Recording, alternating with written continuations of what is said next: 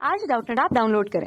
Doubtnut पर अपने सभी गणित, रसायन विज्ञान, भौतिक विज्ञान और जीव विज्ञान के डाउट्स का करो सफाया। बस प्रश्न की फोटो खींचो, एक ही प्रश्न को क्रॉप करो और तुरंत वीडियो सोल्यूशन पाओ। अभी डाउनलोड करें। क्वेश्चन हमारे पास कि दो तार सोनोमीटर में बंधे हुए हैं, इनके तनावों का अनुपात अनुपात 1, इनकी लंबाइयों का अनुपात 36 अनुपात 35, व्यासों के अनुपात 4 अनुपात 1 और इनके पदार्थ जो हैं उनके घनत्व का अनुपात दिया हुआ है 1 अनुपात 2। सबसे अधिक आवृत्ति वाले तार के लिए जो उसकी आवृत्ति का मान है वो कितना दिया हुआ, 360 हर्ट्ज दिया हुआ। तो हमें दोनों तारों के लिए कितने विस्पंद प्रति सेकंड का संबंध है ये निकालना होगा।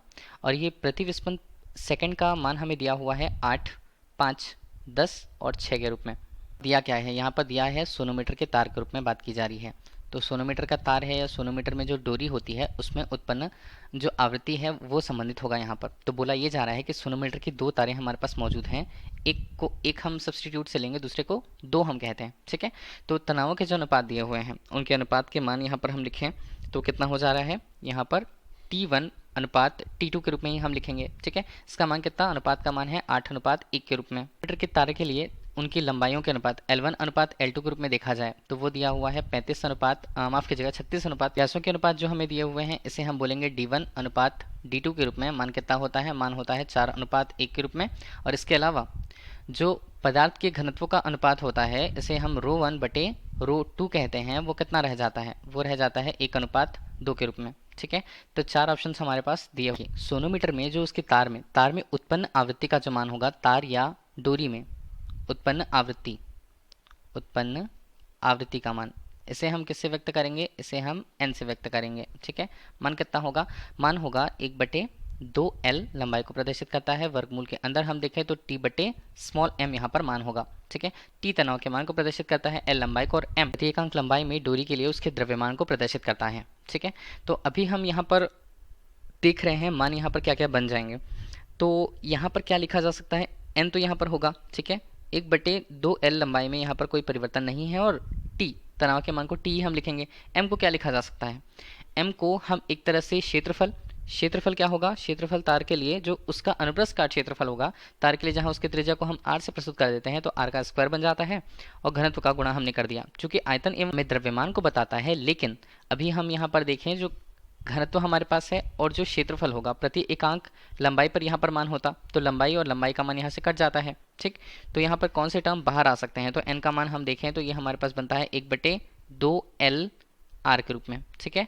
और फिर मान आते हैं T/ρ पाई के रूप में, ठीक। कौन कौन सी राशि यहाँ पर नियतांक के रूप में होगी, 2 का मान और पाई का मान यहाँ पर एक नियत राशि यहाँ पर होने वाली है, ठीक है।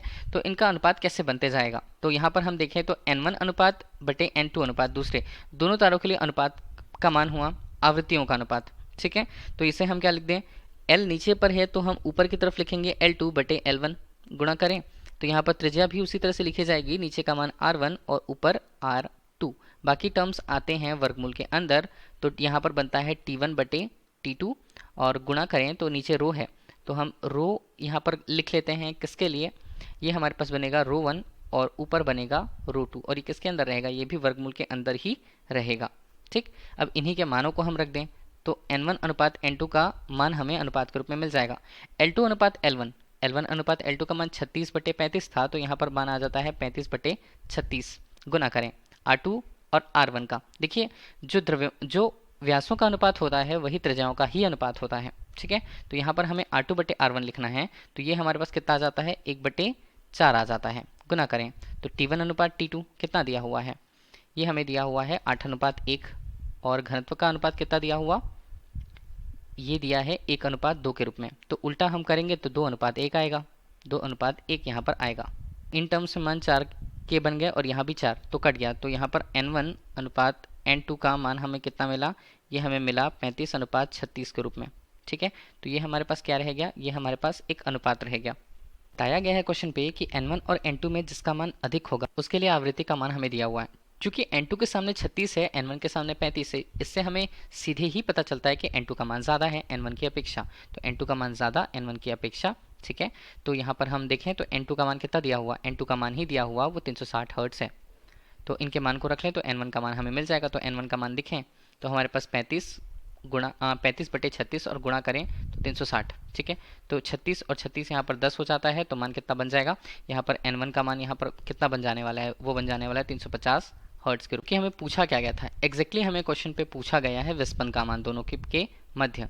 तो विस्पन क्या होता है, दोनों के मध्य जो आवृत्तियों में अंतर होगा केवल हम उसे लिख लेंगे, चाहे हम n1 ले लें n2 ले लें, तो उनका जो एक मान होगा अंतर का केवल मान धनात्मक मान, वो क्या दर्शाएगा, वो दर्शाएगा यहाँ पर मान को। तो ये बनता है हमारे पास n1 350 ऋण करें 360 और ये मान हमें धनात्मक में ही चाहिए, तो हमें कितना मिल रहा है 10 विस्पन प्रति सेकंड पर हमें मिलेगा, प्रति सेकंड, ठीक है। तो ये हमारे पास आंसर रहने वाला है। तो ऑप्शन देख लें कि कौन सा ऑप्शन यहाँ पर करेक्ट है, तो ऑप्शन नंबर सी यहाँ पर करेक्ट होगा। Thank you. कक्षा 6 से 12वीं से लेकर नीट, IIT, JEE वो एडवांस के लेवल तक 1 करोड़ से ज्यादा छात्रों का भरोसा।